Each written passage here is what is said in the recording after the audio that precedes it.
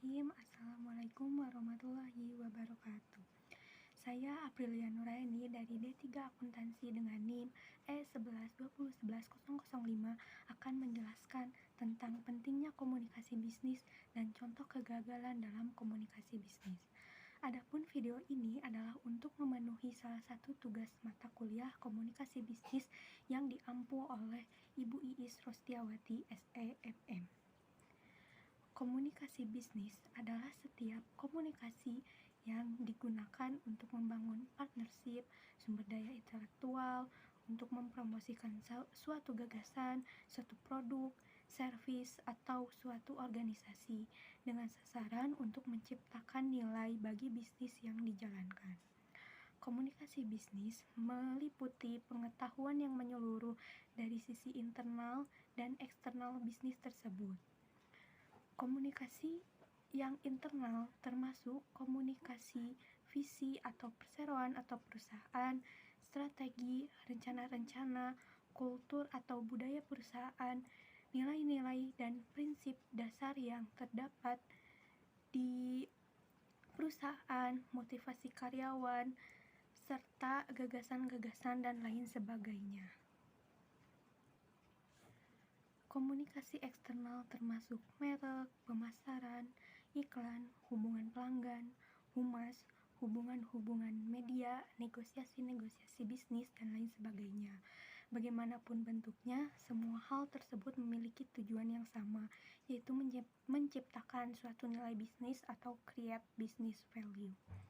Keberhasilan komunikasi di dalam suatu organisasi akan ditentukan oleh kesamaan pemahaman antara orang yang terlibat dalam komunikasi. Kesamaan pemahaman ini dipengaruhi oleh kejelasan pesan, cara penyampaian pesan, perilaku komunikasi, dan situasi, tempat, dan waktu komunikasi. Komunikasi organisasi biasanya menggunakan kombinasi cara berkomunikasi, yaitu lisan, tertulis, dan tayangan, yang memungkinkan terjadinya penyerapan informasi dengan lebih mudah dan jelas.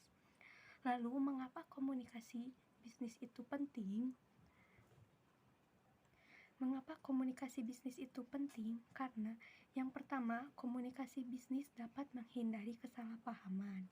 Komunikasi bisnis yang baik dapat menghindari kesalahpahaman atau terjadinya perbedaan persepsi, sehingga ketika pelaku bisnis berkomunikasi dengan baik, hal seperti kesalahpahaman ataupun miskomunikasi menjadi hal yang tidak perlu dipersoalkan dan dapat diselesaikan secara damai.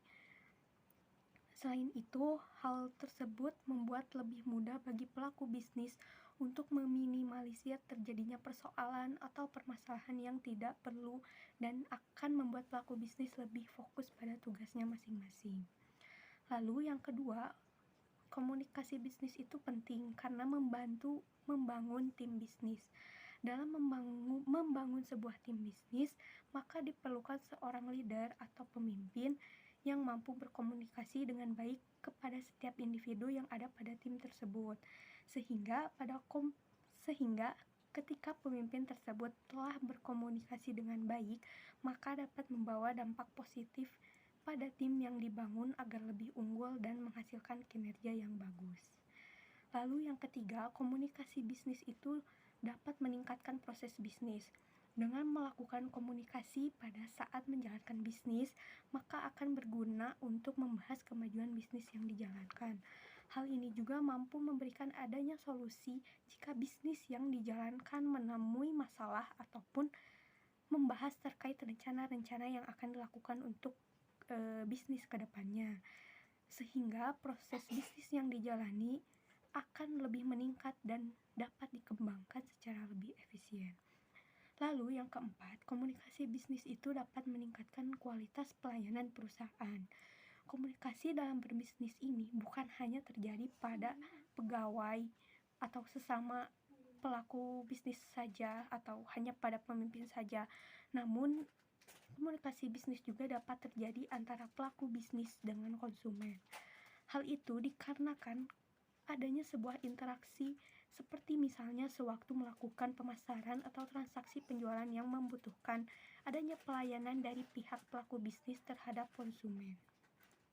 Ketika pelaku bisnis dapat dan mampu berkomunikasi atau berinteraksi dengan baik kepada konsumen, maka akan membantu. Hal itu dikarenakan adanya sebuah interaksi, seperti misalnya sewaktu melakukan pemasaran atau transaksi penjualan yang membutuhkan adanya pelayanan dari pihak pelaku bisnis terhadap konsumen.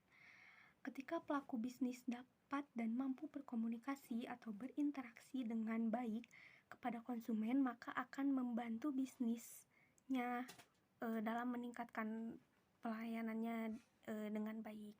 Tentunya hal itu menjadi hal yang penting bagi bisnis, mengingat ini menjadi acuan atau cara untuk menarik konsumen terkait produk yang ditawarkan. Lalu yang kelima, komunikasi bisnis itu penting karena dapat membangun suasana positif dan kondusif. Komunikasi yang baik antara pelaku bisnis dapat membangun suasana positif yang kondusif dalam suatu bisnis. Seperti yang telah dibahas sebelumnya, bahwa komunikasi dapat meminimalisir terjadinya kesalahpahaman, di mana kesalahpahaman ini dapat memicu suatu konflik internal bisnis yang berujung pada rasa ketidaknyamanan yang terjadi antar pelaku bisnis. Akan tetapi, hal ini dapat dihindari dan diselesaikan jika ada suatu komunikasi dalam berbisnis yang baik. Lalu yang selanjutnya adalah komunikasi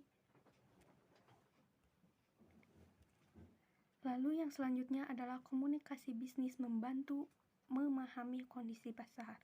Dalam berkomunikasi dengan pelanggan tidak hanya pada saat melakukan proses pemasaran ataupun transaksi penjualan, di mana komunikasi dengan pelanggan dapat terjadi saat melakukan survei.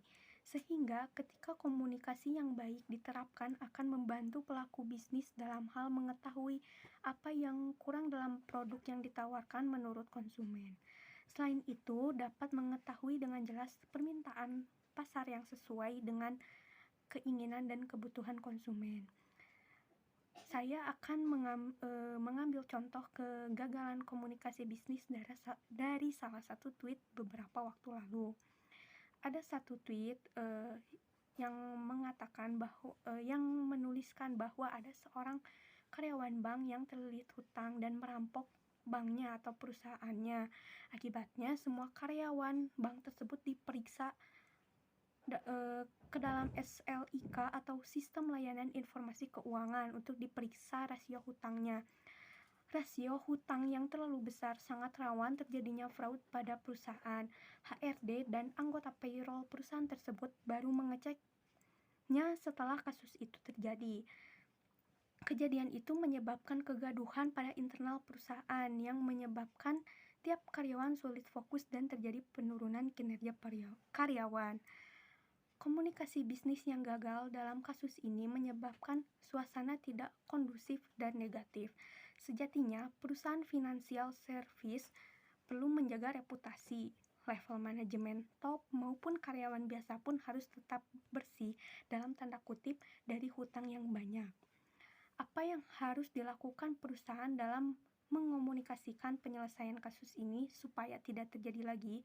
Yang pertama, perusahaan perlu mengadakan tindakan preventif dengan cara mengecek rasio hutang karyawan. Tindakan ini untuk antisipasi utang karyawan dari leasing atau bank lain yang terlalu besar.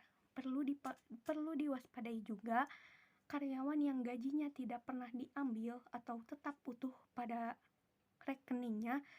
Hal itu juga akan menimbulkan fraud atau pembobolan bank juga.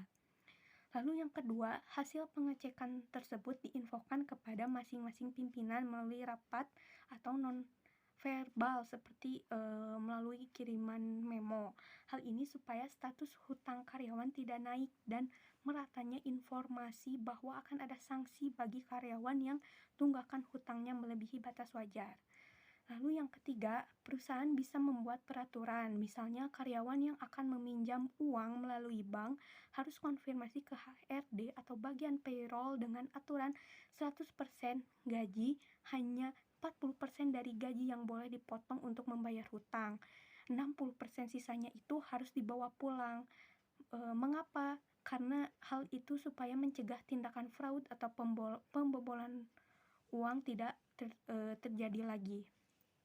Lalu langkah selanjutnya adalah HRD harus tegas dan melakukan sosialisasi secara menyeluruh ke semua divisi atau departemen melalui rapat atau mengirim memo via email terkait peraturan tersebut. Pemahaman karyawan atas peraturan ini sangat penting bagi berjalannya perusahaan, karena tidak mungkin ada rentenir yang datang ke perusahaan menagih hutang salah satu karyawannya. Itu sangat tidak baik untuk perusahaan. Maka dari itu perusahaan harus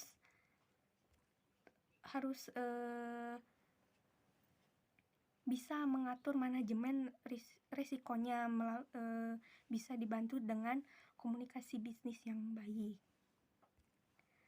Komunikasi bisnis itu berpengaruh pada manajemen risiko perusahaan. Setiap level manajemen, top, menengah, dan bawah, HRD, payroll, dan semua bagian perusahaan harus mengerti terkait indikasi fraud akibat hutang karyawan yang akan mengakibatkan bangkrutnya perusahaan. Sekian penjelasan yang dapat saya sampaikan. Mohon maaf bila ada kesalahan dalam pengucapan. Terima kasih atas perhatiannya. Wassalamualaikum warahmatullahi wabarakatuh.